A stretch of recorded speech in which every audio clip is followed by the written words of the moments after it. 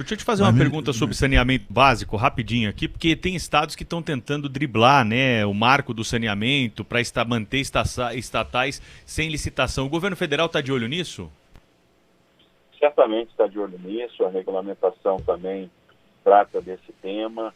Nós tivemos um avanço grande que foi essa aprovação do marco do saneamento, fundamental para que a gente tivesse segurança jurídica e pudesse estruturar bons leilões.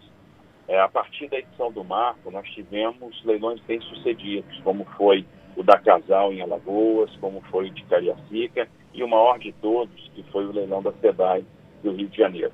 Isso tem que ser um estímulo para prefeitos e governadores, né, para perceber que realmente esse caminho da transferência de serviços de saneamento para iniciativa privada, serviço de coleta, tratamento, distribuição de água, coleta, tratamento de esgoto, é um caminho, primeiro, inescapável e um caminho que será bem sucedido. É o caminho para a universalização do serviço.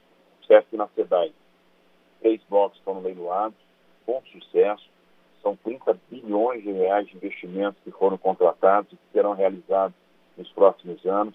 Além disso, parte da outorga é capturada no próprio projeto para fazer investimentos importantes na despoluição da lagoa do conjunto de lagoas da Barra da Tijuca, na despoluição da Baía de Guanabara, na recuperação da bacia do Guandu.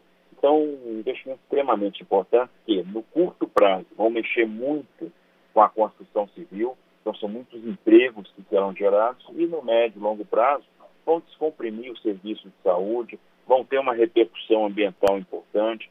Então, é um caminho que deve ser tomado de exemplo para todos. Eu entendo que várias grandes companhias que ainda remanescem aí nos estados devem ser transferidas para a iniciativa privada e quem vai ganhar com isso é o cidadão. Imagina quantos investimentos podem ser feitos, por exemplo, na questão da segurança hídrica, para garantir abastecimento de água em situações de restrição como a que nós estamos vivendo esse ano.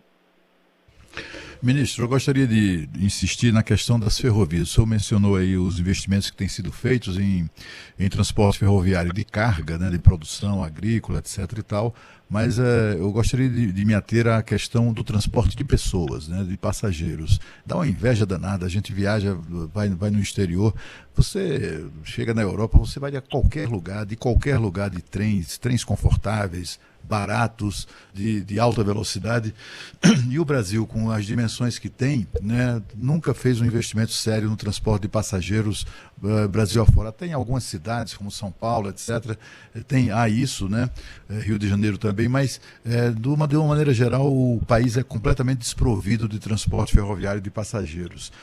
Até entendo que é uma coisa que demanda muito investimento, muito dinheiro, etc., e talvez não seja caso para o horizonte do atual governo, ou pelo menos da atual gestão, né, até o final do ano que vem. Mas o que os brasileiros devem esperar disso, né? Que há algum planejamento, alguma política que prevê, que garanta aos brasileiros no futuro próximo finalmente o transporte ferroviário de passageiros? Bom, Cláudio, essa é uma excelente pergunta, é uma curiosidade que todos os brasileiros têm, isso é extremamente demandado, acho que todo mundo tem esse desejo, né, de voltar de em algum momento poder utilizar o transporte ferroviário para fazer seus deslocamentos entre cidades, entre estados. Bom, o que a gente tem que perceber é o seguinte, a situação da Europa é uma situação diferente, a compatibilidade de linhas lá foi feita muito em função das necessidades logísticas, em função de guerra, e hoje nós temos um sistema que tem forte subsídio estatal. A grande questão é que o transporte passageiro acaba tendo um custo extremamente elevado, não remunerado pela tarifa. Então, por exemplo, se a gente pegar as concessões que nós estamos fazendo de ferrovias, em nenhuma delas há vedação para o transporte passageiro. O concessionário pode operar passageiros. Mas por que não opera? Porque não há demanda. Obviamente, quando eu reservo capacidade para o transporte passageiros, eu estou limitando a capacidade de pares de trem via para carga. A operação de passageiros é uma operação que requer mais cuidado, que acaba, então, impactando a capacidade da ferrovia, e nós vamos ter uma operação onerosa que não vai ser remunerada pela tarifa.